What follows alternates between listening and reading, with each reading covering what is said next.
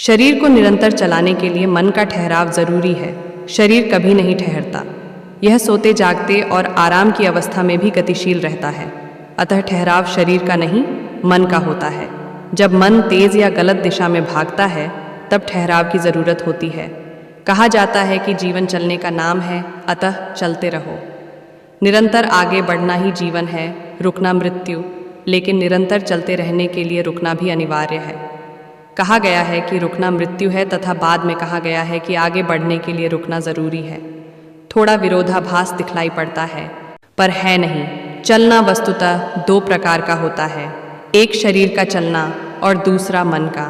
मन शरीर को चलाता है, उसे नियंत्रित करता है। आध्यात्मिक दृष्टि से उसकी गति को नियंत्रित करना भी अनिवार्य है। चलना जीवन है तो रुकना पुनर्जन्म। जब मन रुक जाता है तो वह पुनर्निर्माण में सहायक होता है तथा उपयोगी सृजन का कारण बनता है।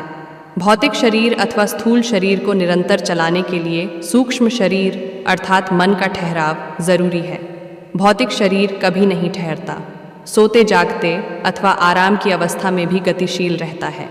अतः ठहराव शरीर का नहीं, मन का होता है। जब मन तेज भागता है या गलत दिशा में दौड़ता है तो ठहराव की जरूरत होती है। नकारात्मक मन शरीर की गति को बाधित करता है और उसे अनेक रोगों से भर देता है, तो वहीं सकारात्मक मन शरीर का पोषण करता है, वह उसकी रोगों से रक्षा कर आरोग्य प्रदान करता है। सकारात्मक मन को नहीं बल्कि नकारात्मक मन को ठहराना है। कीचड़ युक्त पानी जब स्थिर हो जाता है तो उसमें घुली मिट्टी नीचे बैठ जाती है और स्वच्छ पानी ऊपर तैरने लगता है। मन को रोकने पर भी यही होता है।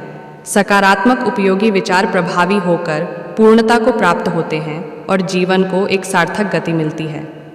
कार्य करता है हमारा शरीर, लेकिन उसे चलाता है हमारा मस्तिष्क और मस्तिष्क को चलाने वाला है मन।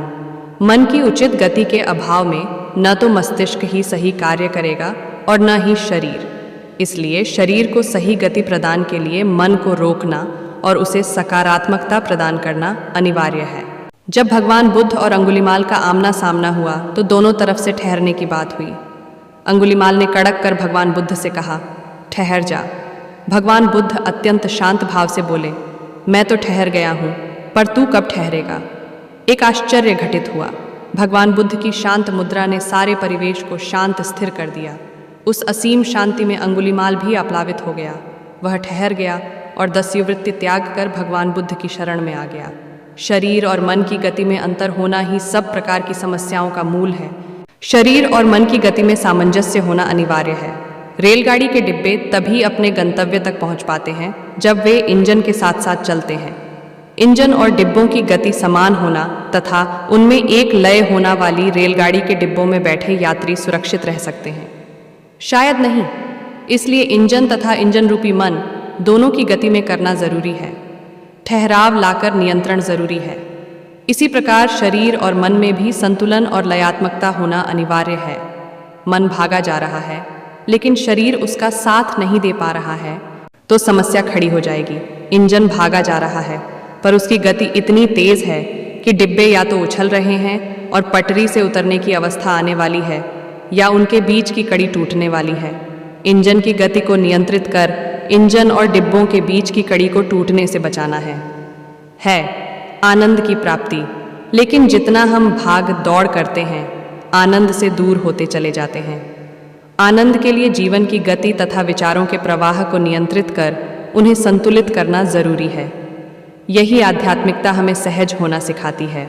हम सहज होकर अपने वास्तविक डिब्बे ही नहीं, उनमें बैठे यात्री भी इस गति से प्रभावित होते हैं।